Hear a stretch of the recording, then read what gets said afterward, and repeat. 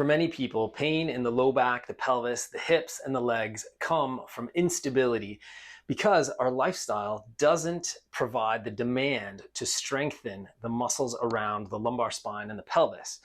Your body then complains and says, we don't have the support we need. It sends that information into the brain as pain.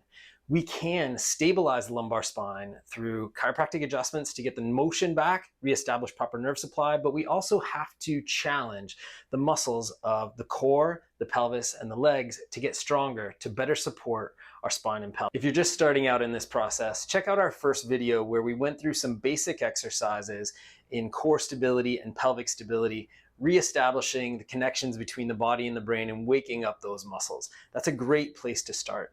This video picks up there to further strengthen the core, the pelvis, and the low back to get greater function and less discomfort. First is a body weight squat.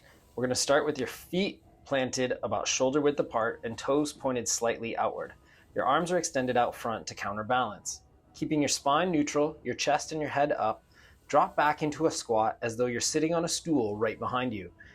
Hold that position at the bottom for a brief moment before using your glutes and legs to press back up to the starting position. Repeat this for 10 to 15 repetitions, keeping good form, and don't allow your knees to dip inward. It's okay if they go out, but not in. For the glute or pelvic bridge, lay on your back with your knees bent and your feet flat on the floor. Flatten your lumbar spine down onto the floor by rotating your pelvis back, and then engage your glutes and hamstrings to press your hips up, making a straight line between your knees and your shoulders. Hold that top position for just a couple seconds before returning to the starting position. Hold proper form and repeat this for 10 to 15 repetitions. For the banded clamshell, laid side-lying with your knees and ankles together and the band placed just above the knee. Keeping your ankles together, bring your knees apart, engaging the glutes and the abductors to lengthen the distance between your knees. Hold at the top for a brief moment, then come back to your starting position and perform 10 to 15 reps on both sides.